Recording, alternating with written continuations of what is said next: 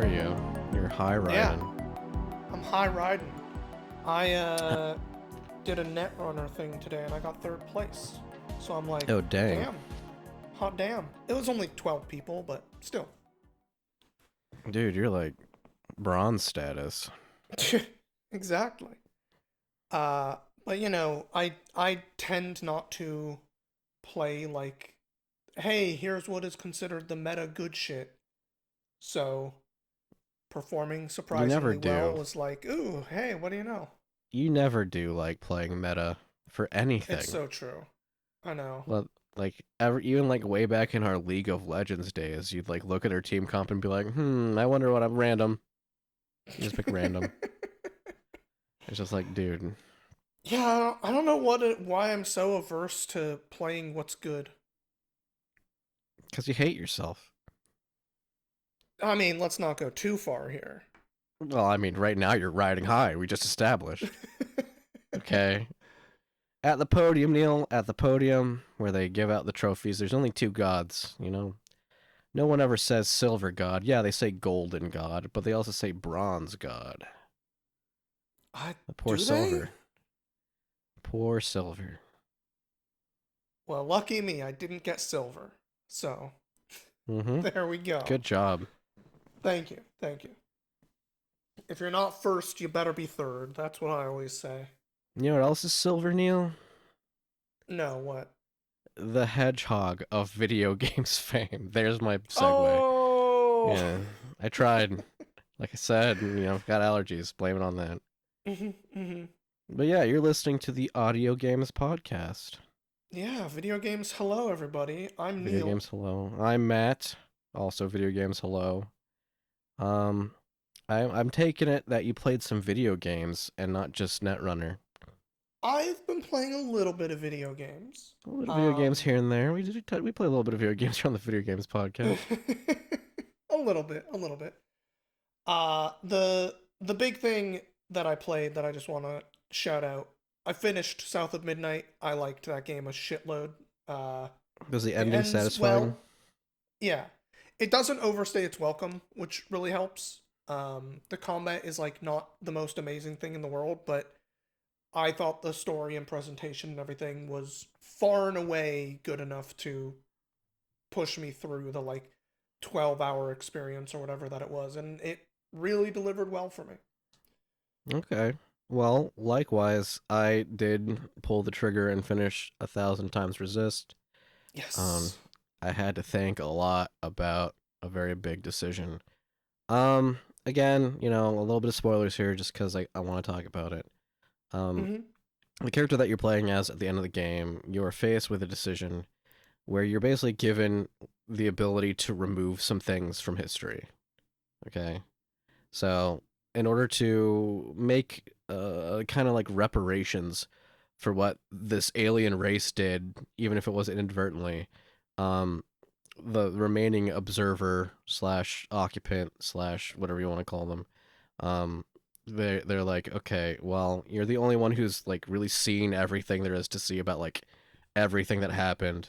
So you're the only one who's like capable of making this decision. And I'm like, oh god, I don't want to. Not me, please.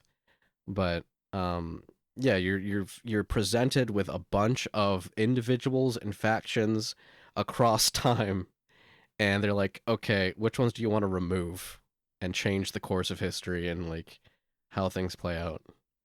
And I'm like, oh geez, this is a lot, and it's not a small amount of things, right? There's a lot of individual characters.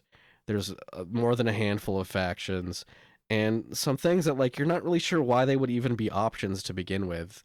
But the game does a very good job of like presenting them because like you can select one. It's called lights off, lights on, and like you basically lights off something if you don't want it to be part of the timeline, I guess. Mhm. And when you do, you go back and you talk to this mysterious character of which I'm not going to name just in case you do decide that you want to play.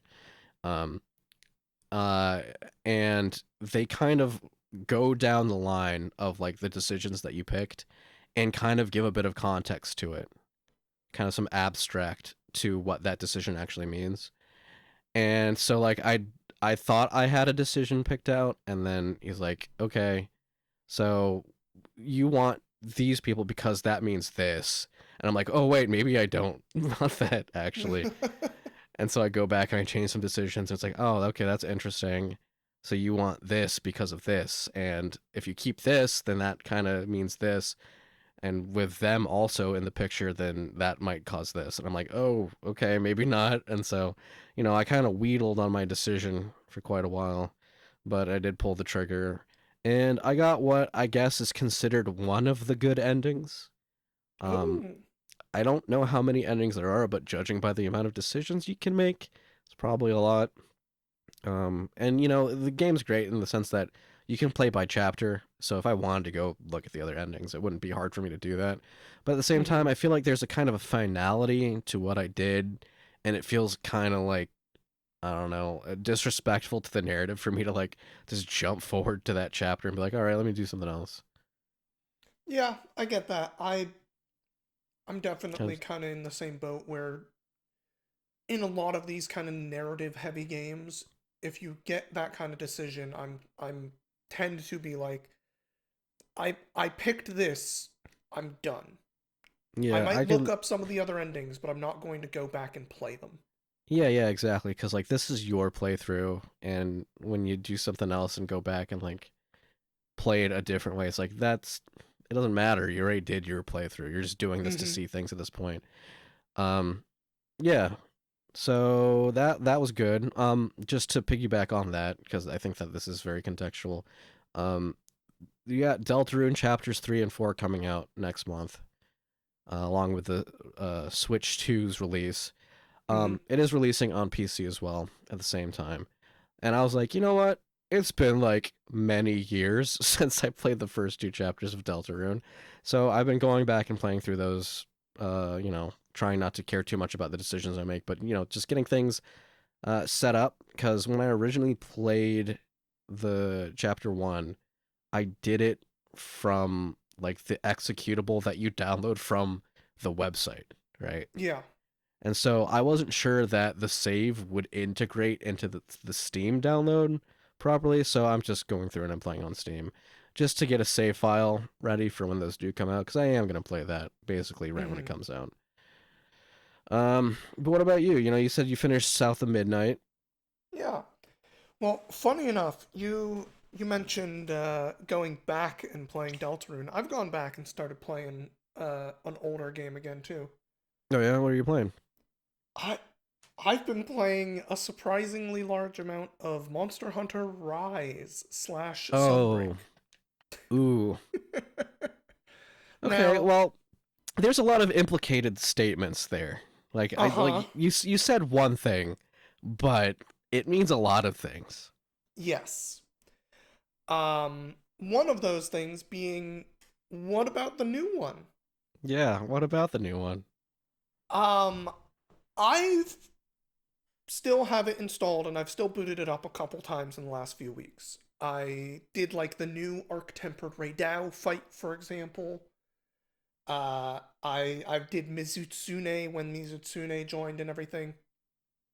But I've really come down on kind of feeling like maybe Wilds is, despite actually enjoying the focus system more than I thought I would, and a few other like weapon things being really good. Like the bow, never been more fun to use in any other Monster Hunter I've played.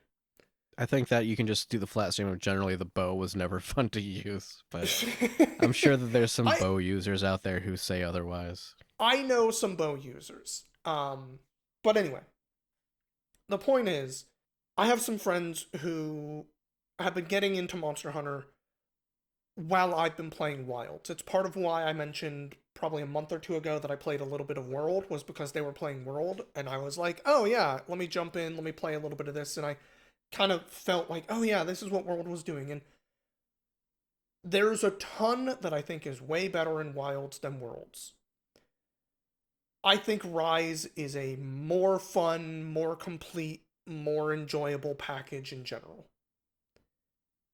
And a big part of that comes down to fighting the monsters. And Okay. you'd hope so. But here's the like big piece of that. Please. I'm running around in G rank, master rank, whatever you want to call it, gear, right? Yeah. Me running around in that kind of gear, doing high rank stuff, feels like what Monster Hunter Wilds is.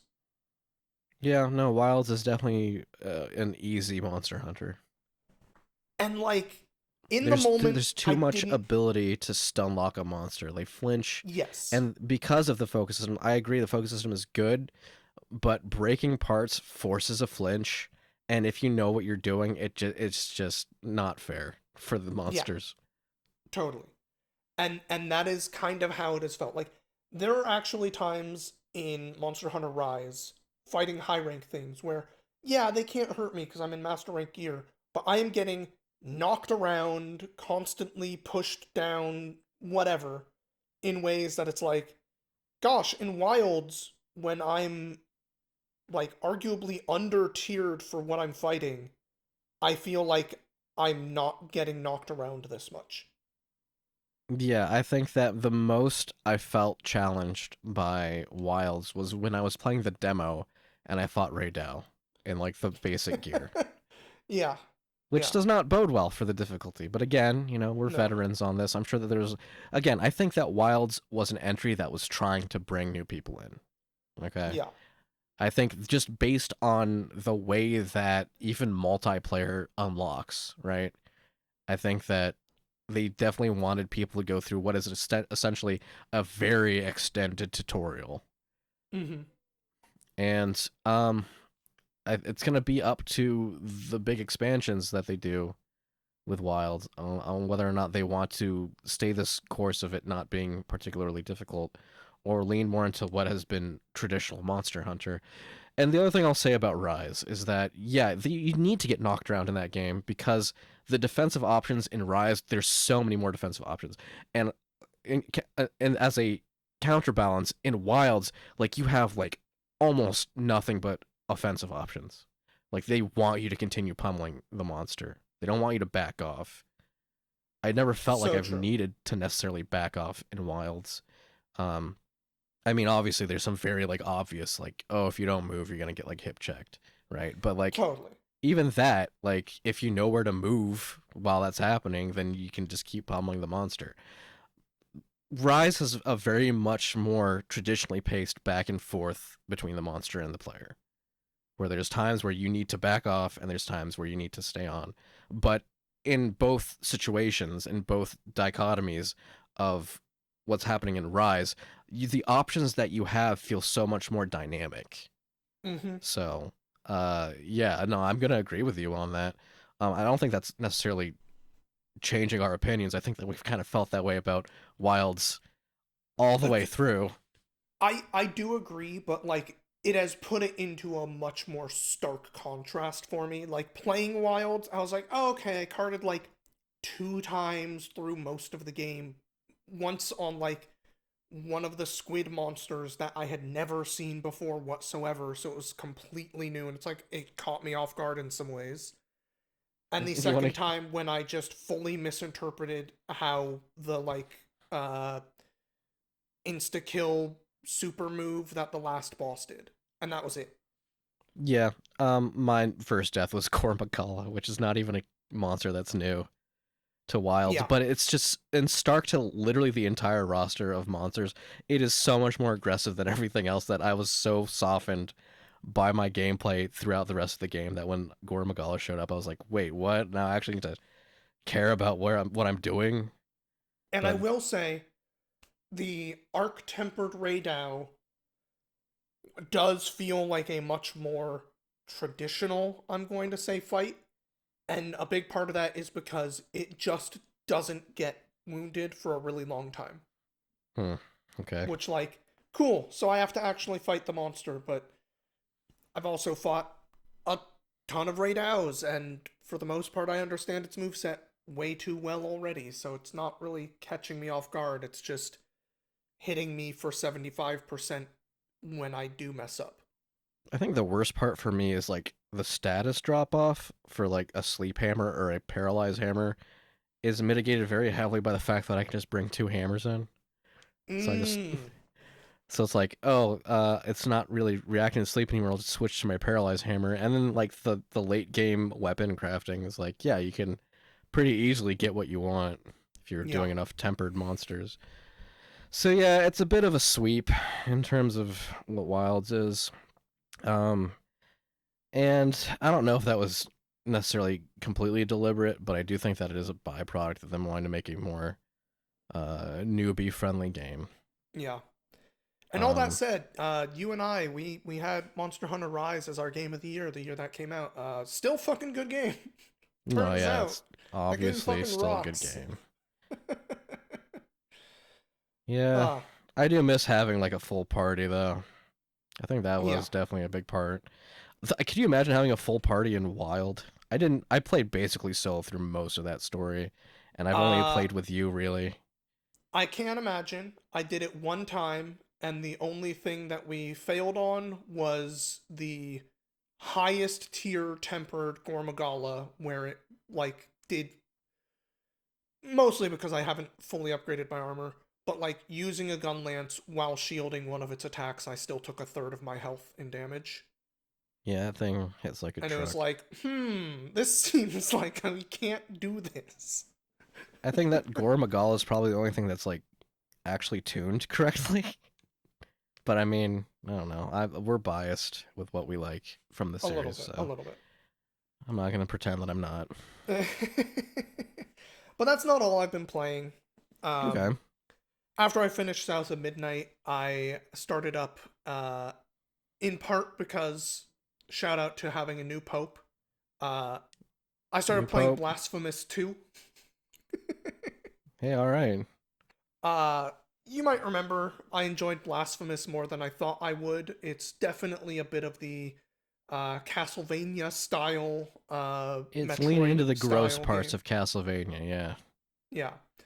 Um, and I've been a little bit surprised by Blasphemous 2, in large part for one really big and kind of awesome thing right at the beginning. Uh huh.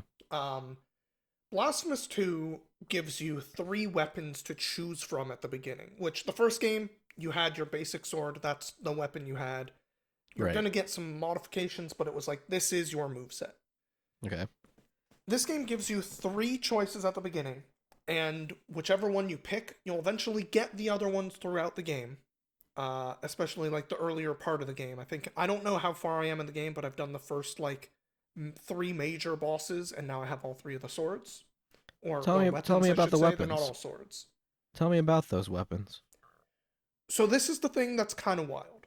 The weapons are like a giant swingy mace, which frankly feels a little bit like easy mode for the beginning of the game, where it kind of outranges basically everything you're fighting.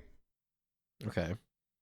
A fast two swords style, like hey, you can do a lot of dash attacks and you have a parry, and a more balanced kind of in the middle. Hey, this sword does some decent hits and has some like combo potential, and after you kill enough things, you can power it up to do some extra damage for a bit. Okay. The thing I didn't realize is this choice also meant that I was locking myself out of certain paths until I found these other weapons. The weapons them excuse me. It's allergy season. It's allergy season. The weapons themselves are some of the like key ability things you're going to get. I started with Oh. the mace, which meant like the first big area I did a bunch of. I was using the mace to hit these bells, and the bells would chime and create platforms temporarily. If I didn't start with the mace, I can't actually interact with the bells. I have to interact with one of the other things and go through these areas with different pathways. And So that there's just branching paths based on what you have available. Yeah, and that structure of the like early part of the game being built for these three different weapons and thus different paths to get through these areas was like really fascinating to realize when I got the second weapon and was like, "Oh wait, it's not just you hit these bells, you had to have the mace to do this." Uh Hmm. which is a really fascinating way to build the beginning part of this game out, in a way that I'm really impressed with. Yeah, there's a lot of different experiences that you can have at the beginning based on what you do. Mm-hmm. So Probably, that's been really cool. I bet there's an optimal one for speedrunners though. Oh, I'm sure, of course, but I'm not speedrunning. I'm just playing through it casually. Yeah, you would. I know, I know. Anything else you've been playing? Well, I also finished Split Fiction, Oh, at least hell on yeah. the side of I played as Zoe, who is the sensible British accented, slightly older lady, Mm-hmm. as opposed to Mio, who is the younger, more angry sci-fi writing lady. Um, I got mixed feelings about this game. Okay, Really? yeah. So I mean, we've played a lot of these games, you and me. We played Way Out. We played It Takes Two. I guess that's it. I guess those are the two we I played. mean, those are the Um, two that this company's made so far. right, right. So, you kind of have an idea of like what you're to be expecting from this game. It's definitely taking after It Takes Two way more, which is not necessarily a bad thing. I mean, I loved It Takes Two. I think that a few things kind of took me out of caring about these characters, which is really unfortunate. But first and foremost, it is a good game. Okay, I feel like the gameplay solid, the level design is very good, the visuals are very good, the pacing is also great for the gameplay. Mm. um, for the story, it feels like you can kind of let it slide for the very beginning for a while, but then it starts to feel really contrived. Like it's one of those things where like this is a story about people who write stories, right?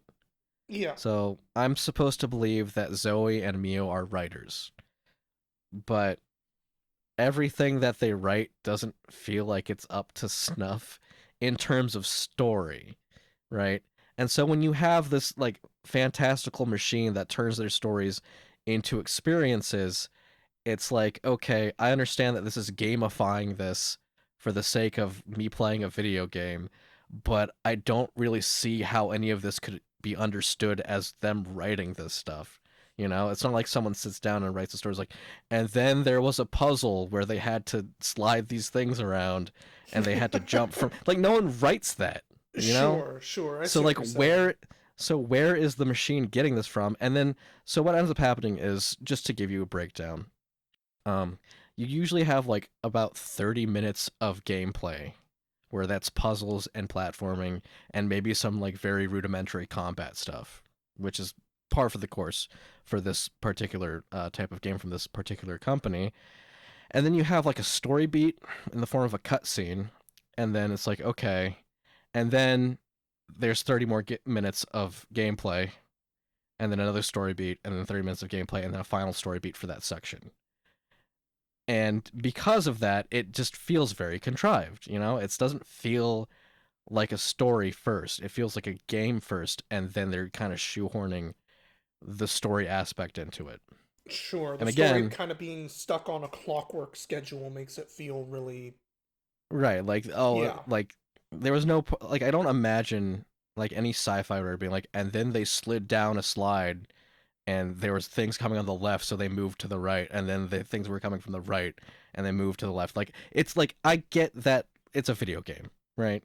I get that. I don't expect it to not do things like that, but from a standpoint of like these are the things that were stolen from their brains in order to make experiences, like that's what you were thinking of as a writer. It just doesn't make any sense. It Mm-hmm. doesn't make there's a dissonance there, and it flies in the face of the story that's being told. Okay. Uh, the side stories, like these bonus levels, you kind of find like these little portals, and it's like these smaller experiences. Again, very par for the course. They are very strong because I feel like they're very conceptual, right? So like, there's one where you play as two pigs, and it's Mm-hmm. like again, I feel like this flies in the face of like the storytelling because it's like, okay, so one of the characters wrote a story about two pigs, and one farts and flies around, and one can like bounce and elongate itself. It's like that's not a premise for a story, obviously. And the idea of like someone wanting to steal that so that they can make it into their own is really weird and dumb. But again, it's split fiction as a story about people who write stories having their stories stolen and then having to experience them is a failure. Okay. Split fiction as a video game is great, but the story suffers so much, at least to me, because I can expect things, and a lot of the plot beats are very predictable. Like when they're setting these characters up, it's like, okay, I kind of got an idea like what this character's about, and then the first beat happens, like I know how this is going to play out completely, which is unfortunate because you'd expect some nuance. The Sure, villain is you'd very hope the weak. story that writers are writing is one that is going to have at least a twist in it somewhere. Something nuanced, let's say. Um, as far as the villain goes, it's very Disney, right? Where Mm-hmm. we have a villain who exists to be the villain, and there's nothing beyond that. Like, so this guy named Radar, Radar. I don't even know. I don't remember what his first name is. His company's also named Radar. He invents this machine that he can put people into, and it like manifests their ideas as these experiences. Um, but also, like, why? Why did he said he spent 20 years building this machine, and he wants to like steal people's ideas, and he didn't even come up with a name for the machine. It's called the machine, and he's just so generic. And like I would have liked to see like more intrigue for his character as well, but he's just kind of there to show up after every like major plot beat to be like, oh, I can't believe they're destroying my machine, they're doing it from the inside, someone do something. And like that's literally like at the end of every chapter is like he shows up and whines about it, and it's like, okay. Like I feel like the story itself could have like painted this as all as an accident, right? You don't necessarily need a human villain to be the central antagonist. It could be something more like it's just incidental, and they grow as characters trying to get themselves out of the mess, you know? Mm-hmm. So like having this generic villain just, I don't know, it feels lame. You do fight him at the end. Spoilers. What a No surprise. way. They make a generic villain and then you get to fight him at the end. Um Again, I feel like I'm dunking on split fiction here. It's a good game. I don't think that anybody who wants to have a two-player experience should avoid this game whatsoever. I think that some of the platitudes and typical writing you hear for characters nowadays, where it's like, oh, that just happened, or the unironic use of the word epic. You're gonna experience that, but also like the Sure. gameplay is good and clever. And there's lots of interesting things that. And here's the thing, right? This is their third game. You know, Mm-hmm. at no point did I feel like they were riffing on anything that they had done before, which is a humongous task. It didn't feel like they were borrowing gameplay from the other games, and that in of itself is a humongous accomplishment. And I don't want to Yeah, give them full that credit for that. actually sounds a little bit surprising. I would have thought at some point they would be, copying or at least iterating on like we fucked this up in a way out, but here's like a way better version of it. I mean, mechanically, you're gonna have all the video game stuff, right? You're Mm-hmm. gonna walk across ropes. You're gonna jump on things that bounce you up. You're gonna run on the wall, and you're gonna swing from a rope. Like these are just typical video game things. It's outside of that mechanically what they come up with that is still very unique and Mm-hmm. interesting.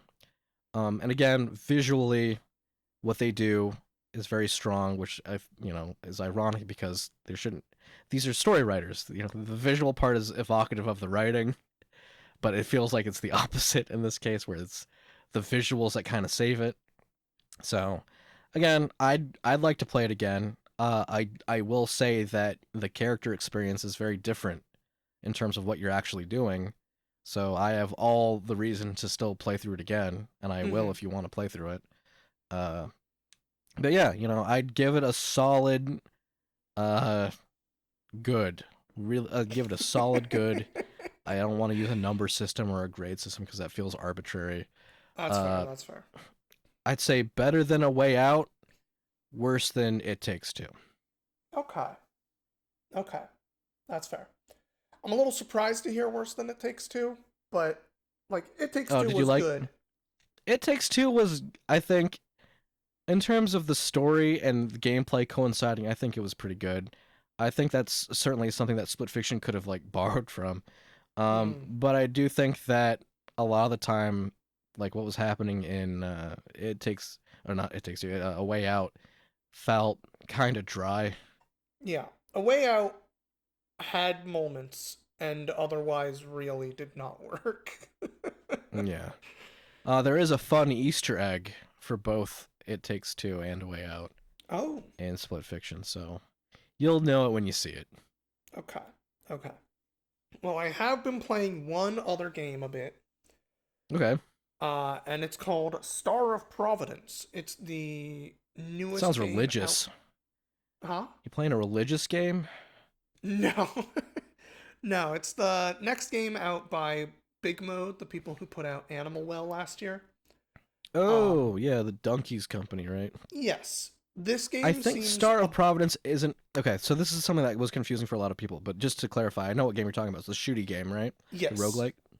Okay, Yes. so Star of Providence was a game before Big Mode came and bought the license for it. Correct. Big Mode came and promoted it a lot more, and there were some updates to it, but it existed before that.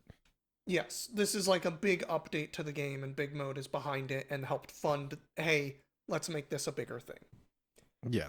Um it is a pretty cool game. It actually ends up being a little bit more like a action bullet hell game, but kind of in the style of like Binding of Isaac.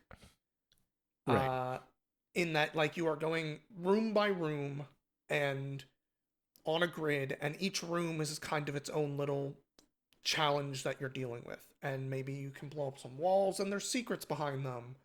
And the Whoa. game seems to keep going further and further and having more and more to do and find and exist.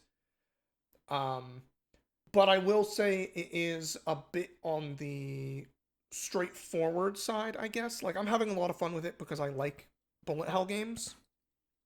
And the structure of this one being like, hey, you're kind of weak, you have a dash move, whatever. You're going to find weapons. These weapons are going to have a bunch of powers in them, and your weapons have a limited amount of ammo. When you run out of ammo, the weapon is destroyed, and you'll have to find another weapon in order to have something more powerful than your basic pea shooter. Yeah. Kind of Um, Gungeon like. a little bit Gungeon like in that way too. Yeah, I've been having a lot of fun with it, and it seems like there's a lot of layers to it. I've been a little bit shocked. I have unlocked like four different guns that I didn't have when I started. I've unlocked at some point I unlocked now there's a random chance when I beat bosses to go to like an extra weird zone and fight a like way harder dude as like an additional boss for some reason. Um and I've also unlocked just a lot of understanding myself of like how does this game work. That sounded so therapeutic. I've just unlocked a lot of understanding. What I We could haven't all. figured out and understand is like what is the actual like goal, so to speak, of the game. I've only had one run that I quote unquote beat, and when I did that, it was like, hey, you unlocked one of the four seals. Fucking seals to what? What is happening? I truly do not know. That's like Slay the Spire. Kinda, kinda. Um, but it has been a very fun, just like, I have an hour, I'm gonna do one or two runs. Not even, probably more like two or three runs in an hour. Um, I'm going to see what I find. I know that there are some weapons I like way more than other weapons. Like, I, personally, don't like the railgun. Uh, I think that weapon is not very intuitive or fun to use. No, everybody's got an opinion. Yeah. I don't have one actually. I say that not having an opinion. Um, well, that's cool. Yeah, I was actually thinking about picking up that game too, just because it looked good.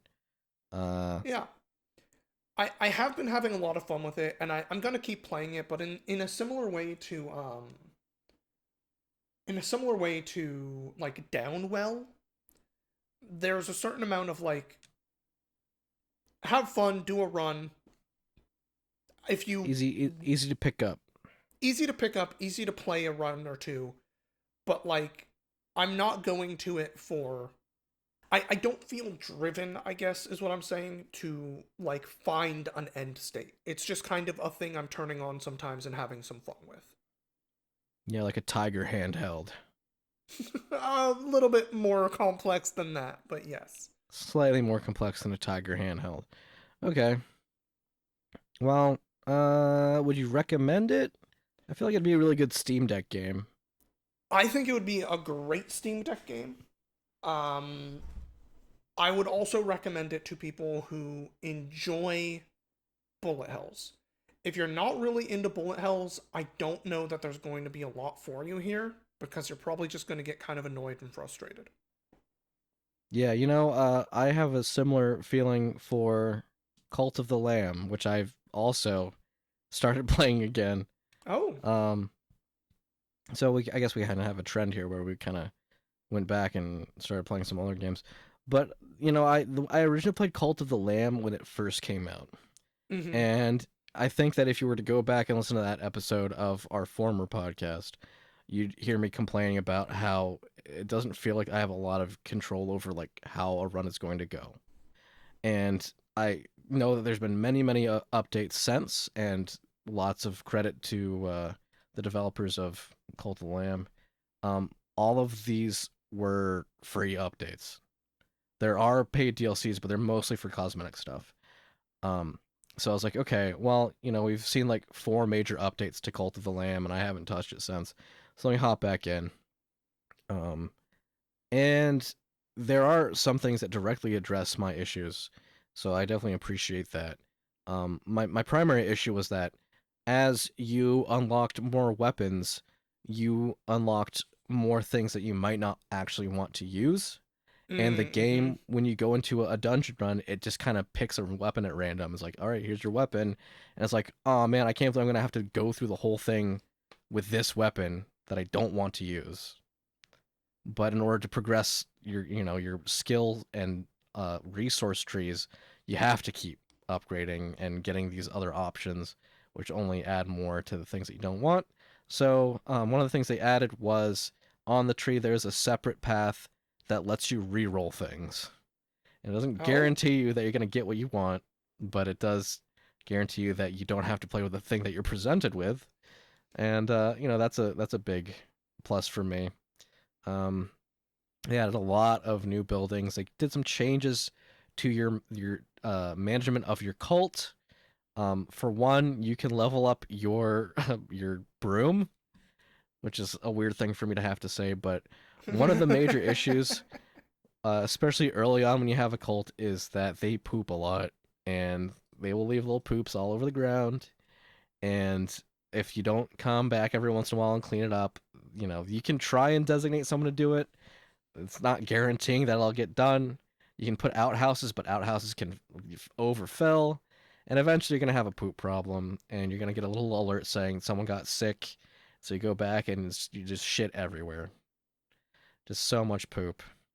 And if you level up your broom, it actually gives you like a bunch of like little benefits you can get from cleaning, and it makes it much more desirable to actually attend to yourself. Um, and there's a lot of different poop resources now. There's just been a lot of poop revolutions in the gameplay, um, and I appreciate that very much, because it's one of those back and forth games, right, where you have to manage the cult itself. You have to lead and interact with the individuals and give them purpose and build up this little camp, but you also have to do these dungeon runs, and it is on a timer that doesn't stop. So you can be out in the middle of doing a run and you'll get an announcement saying someone died of old age. and you know that when you come back, there's going to be a little corpse there that you're going to have to go bury, unless you've Mm-hmm. assigned someone to be in charge of that. And you can be at times where you can be at the camp doing one thing, but you know you need to go into that dungeon to find more of this resource so you can actually heal one of your cult members before they also die. And so it is a very much, if you didn't like one aspect of that, it was kind of damning for the game.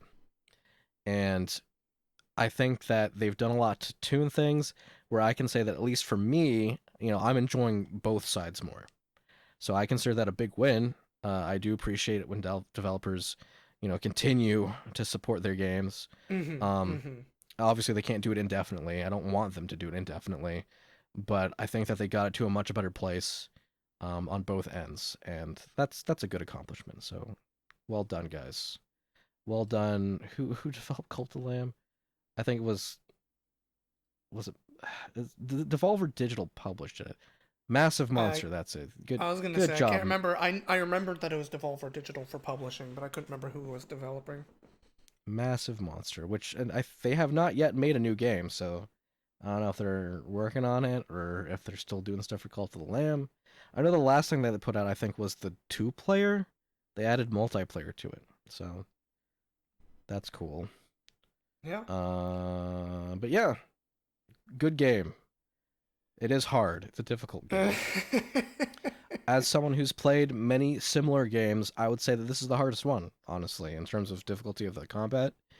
I'd say that Cult of the Lamb is harder than the Hades games. That's fair. Hades So isn't. Hades, yes, it's difficult, but it is also built so it's built around specifically to failure. make sure that you can still progress. Yes, it's built around failing. Um, yeah, are there any other games you've really been touching and want to talk about? I have games that I've been wanting to play. I Yeah, have a demo for White Knuckle. I don't know if you've seen this. I haven't. Okay, so it's a climbing simulator, but it's like the style is more like Quake, Oh, and like it's a rogue like game where you climb and it generates the level, and there are monsters that you have to fight, but you all are also managing like how you're progressing through a level. I think you might like it simply because you like traversal. That's one of the that's things. That's true. You're a big traversal guy, and it seems like this is very much geared for that. Um, the game is out, but there is a demo available, and I've heard so many good things about this. So I want to play it. Haven't had a chance to. I also have uh, Midnight Walk, Oh, which is not to be confused with South of Midnight. Midnight Walk is like the claymation style, yeah. almost Nightmare Before Christmas, but scarier, far more scary, kind of Sackboy like main protagonist character game. Um, I have it on PS5, and it's disingenuous for me to say that I have it. Jackie has it, and obviously I am allowed to play it. Uh, but I was a little surprised that she got it when she did, because I was thinking about getting it for PC because there is a VR component to it. And I was like, Oh, oh I wow, a did not game with know that. VR. Wow, VR in 2025, in a big title. Well, I don't know how big title it is considered, but new VR game in 2025 is like, wow, I'll have a reason to use my VR headset, but Mm-hmm. I ain't gonna buy the PlayStation 5 VR headset, so fuck that. Um, if it is superb of a game, then maybe if it goes on sale for PC, I'll try the VR version. But for now, I have not actually played any of it. But I do know that after I watched the trailer, that game looked fucking good. In a sea of samey looking stuff, it stood out. Very much like South of Midnight, really. Just Yeah. for the visual style. And I was like, okay, that's enough to warrant me wanting to play it. Sweet. Well, I have news that isn't just about terrible things for once. That's good. I Oh, I know, love that. right? First off, I guess this Gonna one's not follow up? bad or good. I'm just going to start with this Oh, one as purely neutral. to We're me. gonna start off. We're gonna get the gray news out of the We're gonna get the way. gray news out. Um, you remember 5 years ago, which No. we're, I'm actually gonna stop real quick and say I cannot believe it's been 5 years. But Uh 5 years ago oh. is when the fucking Epic versus Apple legal battle started and Oh Fortnite got yeah, taken yeah. off of iOS. Right, right, right. I cannot believe it's been fucking 5 years of this shit. Because Yeah, I the remember wheel of law turns very slowly, Neil. totally. But I also remember a year later, uh, the courts saying, like, hey, Apple, you won in some certain ways, but like you need to open up your platform to allow XYZ. And here we are another 3 or whatever years after that when they get an injunction on them being like, no, seriously, you haven't been doing the court order. You have to do this. And now we are here 5 years later. Fortnite is back on iOS. I What guess the a legal system did something. as an iPhone holder who loves Fortnite, let me tell you, what a big win for us. Yes, that's why I'm saying here's the gray news. Like, does it matter to us? No. But in No, theory, I the mean, for the free market, it matters. mm-hmm, the And go ahead, go ahead. Apple's just, had a very bad attitude when it comes to supporting things. They much rather enjoy siphoning money from things into their own greasy hands. Um, and this whole walled garden approach to their app center has been very militant. They are in charge of all transactions, and because of that, they take their cut, right?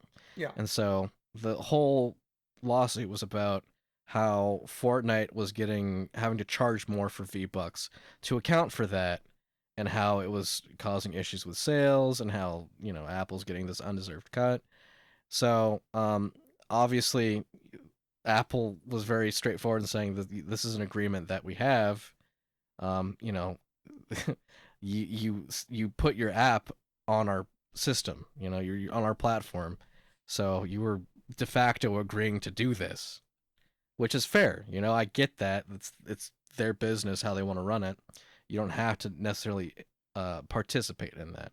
But apparently, that was wrong. The courts have ordered that they can't be running a monopoly, essentially. yeah. Um, I think a big part of what it was about is yes, if you want to be on the App Store, you have to follow this thing. Apple products do not allow you to do anything outside of the App Store. right. Um, all that's to say, I have also heard lots of like Patreons and stuff talking about like, hey, make sure you, even if you have the Patreon app on your iPhone, do not sign up for anything with that app because it will charge you more. Yeah, Sign yeah. up Where on a it's like, website, use the app with your login to access your shit, and you'll be fine.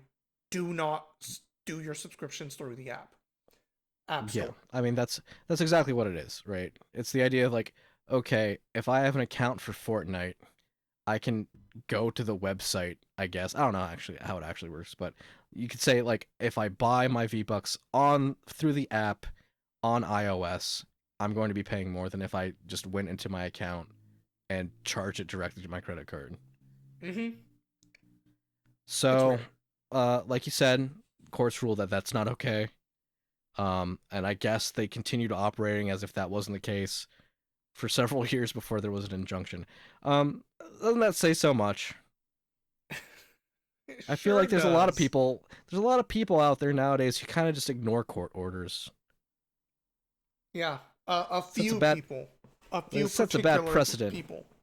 Sets a bad precedent. Mm. Precedent. Uh Anyway, huh. Uh huh.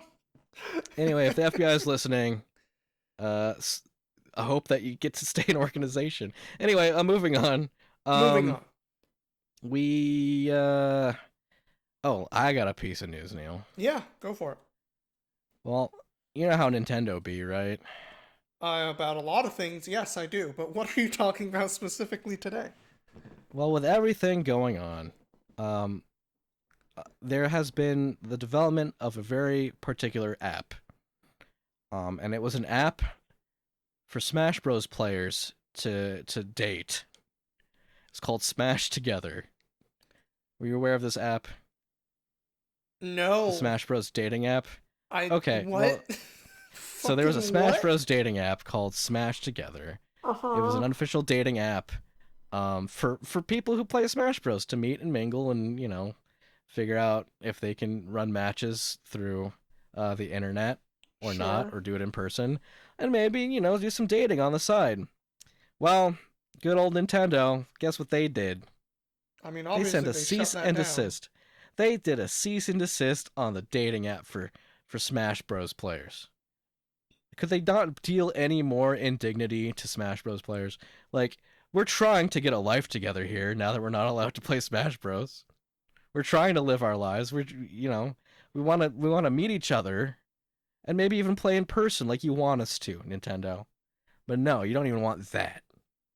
They just hate Smash Bros. Players, man. Let me tell you. Would you like say, "Hey, here's my main"? Like, I think, yeah, I would imagine that is the criteria. Listen, I know I was role playing as someone who used this app. I'd never used this app. I'm just gonna make that clear. Did not uh-huh. use the Smash Together app.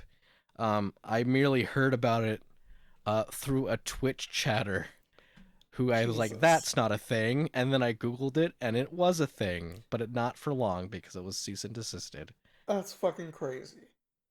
Yeah, it is. But not as crazy as what's been going on with Darth Vader in Fortnite, since we Oh were talking about boy. Fortnite before.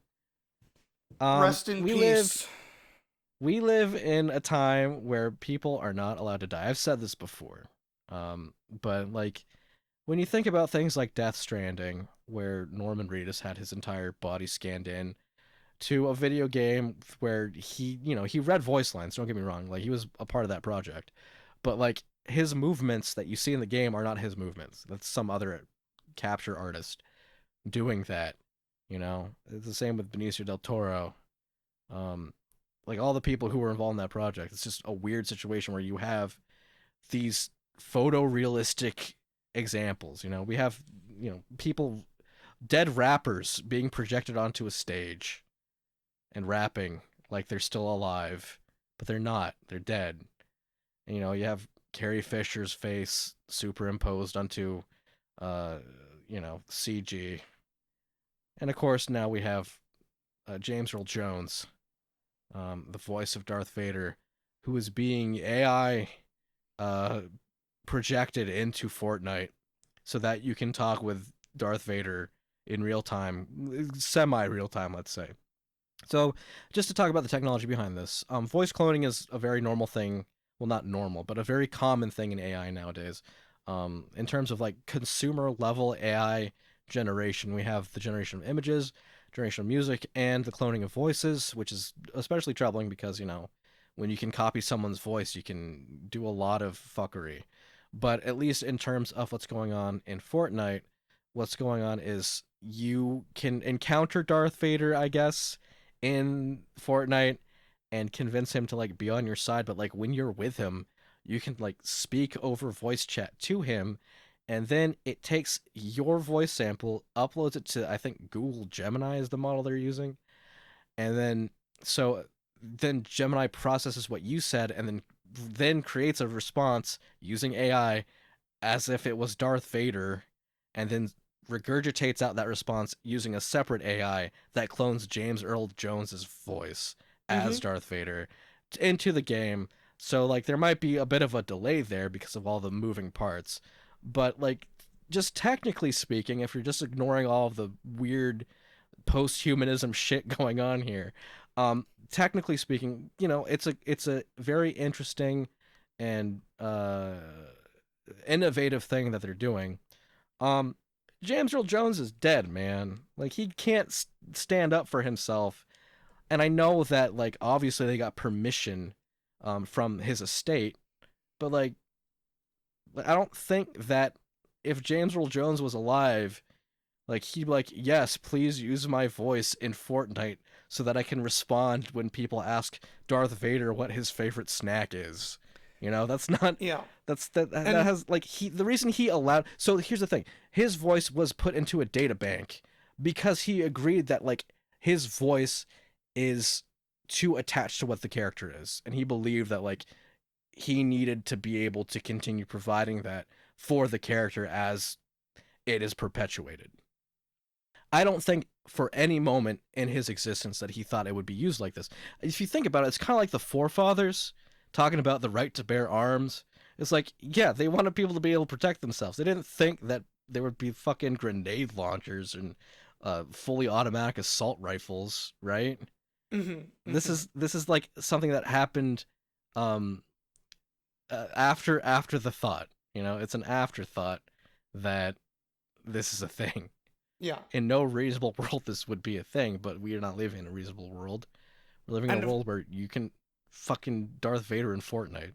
and of course, we can't talk about the Darth Vader in Fortnite thing without mentioning I believe within 12 hours the AI voice was saying some pretty heinous shit and they had to patch more rules and restrictions about how it can process its responses.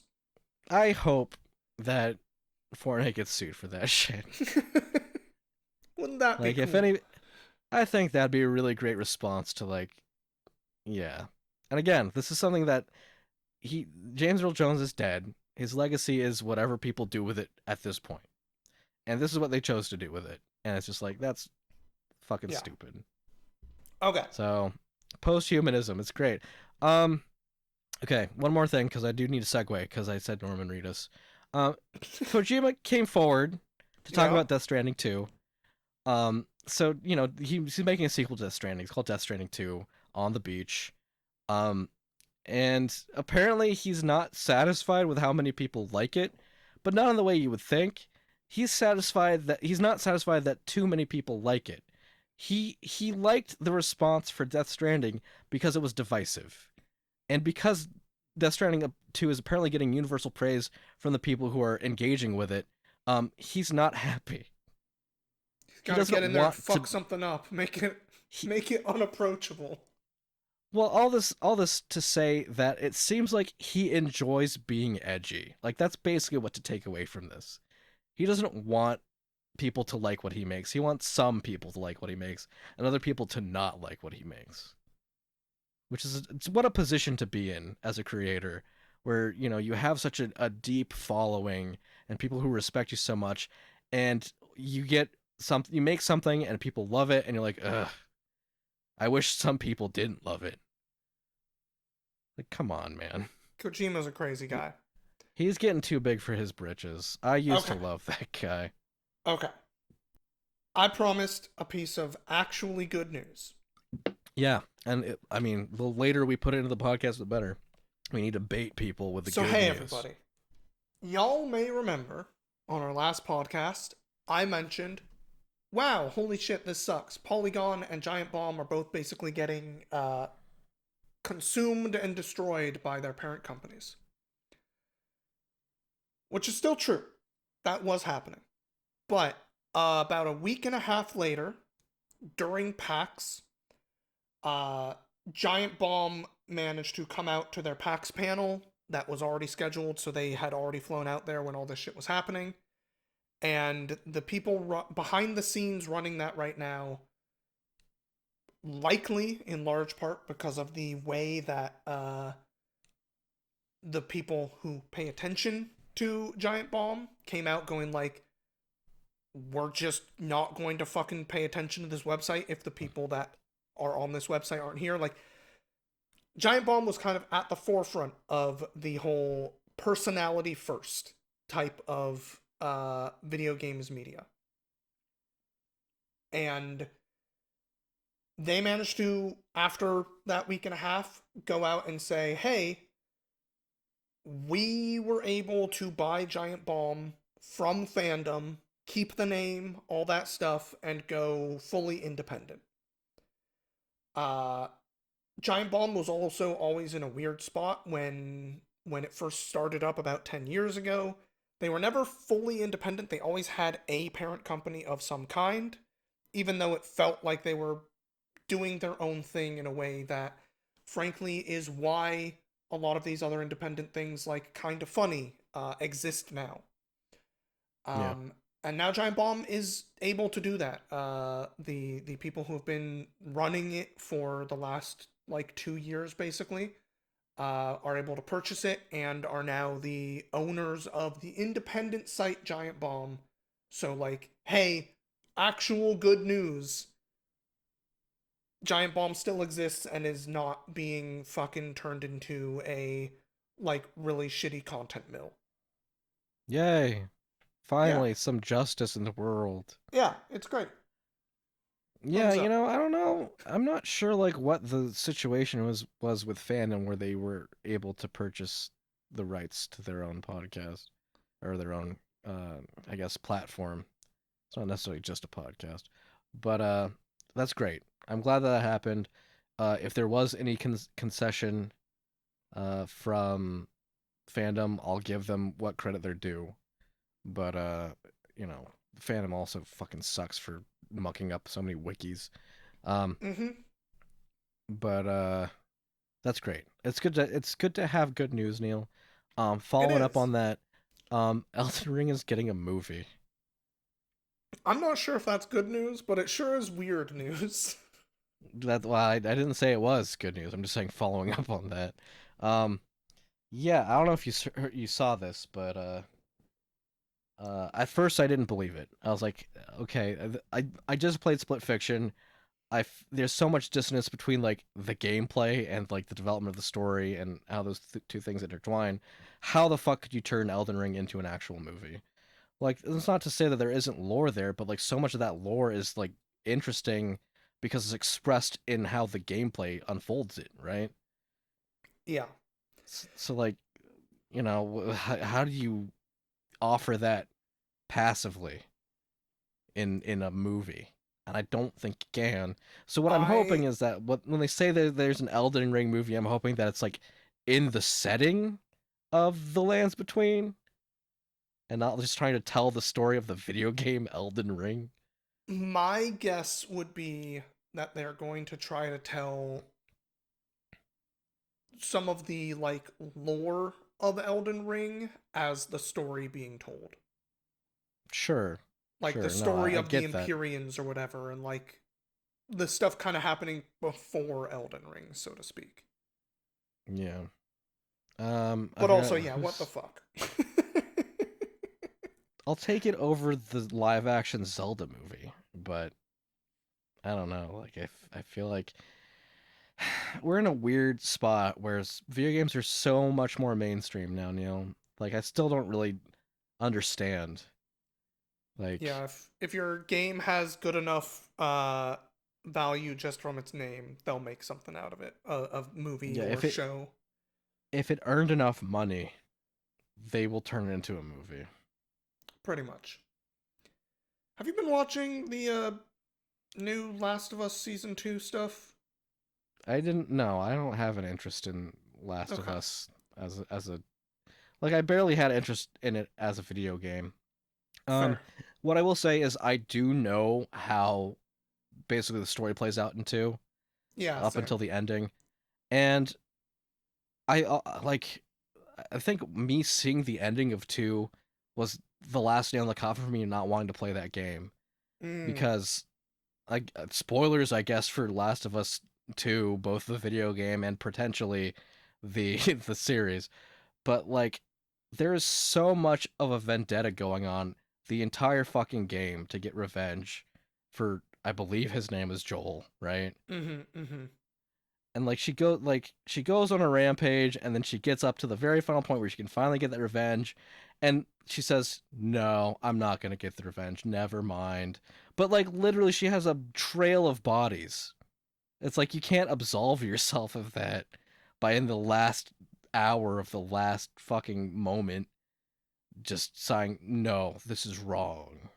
It's like I feel like all of the impact is just not there. And this is someone who doesn't give a shit about the characters, okay? It's just from a story standpoint, it doesn't make sense after you've already shed that much blood to get to the ultimate goal of why you did it in the first place and then be like, nah. Yeah, like to be charitable, Okay. video games often struggle with that ludonarrative dissonance. Uh, Yes. for example, I remember that Tomb Raider reboot where it was like, the first time you kill another person in that game, it's this like huge cinematic, like, oh my god, what is she gonna do moment. And within the next 20 minutes of that game, you've killed like 17 more dudes. Well, I mean, the first one's always the hardest, Neil. Sure, but like the idea that like this was an emotionally like traumatizing thing for her, and then you are literally just going through and being like, all right, cool, now I'm just like sniping dudes with my bow and arrow, and I can just run up and But fucking murder these guys, and like that's the inverse problem, though, right? It's it like it was hard the first time, it and is then it the becomes inverse easier. problem, but what I'm getting at is like, because of the way that these games are structured for gameplay, I can imagine the show is going to be like probably a lot less of a trail of bodies and more of like maybe a couple of bodies in a way Okay. that Well, will I don't. make that change feel like something that is a little bit less Okay. So dissonant from all of the actions that the character is taking throughout the rest of the story. as someone who hasn't watched any of the show, like, has there been any killing of humans between these two factions I other haven't than watched Joel? any of the new season. There's definitely Okay, well then maybe people watch who some of the get second killed in the season and first one. tell me. I think that maybe if you watch the second season, you'll get a feel for whether or not that's going to be the case. True, But I true. mean, I'm not going to be able to make a comment on that because I don't plan on doing that. That's fair. That's fair. Um, I might get around to it. I'm not gunning for it, but I'm knowing me. There will be a time in a few months where I'll be like, all right, let's just fucking bang through this shit. yeah. Yeah. Anyway, hey everybody. Thank you for hanging out with us. Thank you for listening to us have some good news for once. Video games, goodbye. Video games goodbye. Audio Games is hosted and produced by Matthew Lane and Neil Jimenez. Our theme music is Recharging by Gooset. If you'd like to reach out to us, please email us at audiogamespodcast@gmail.com.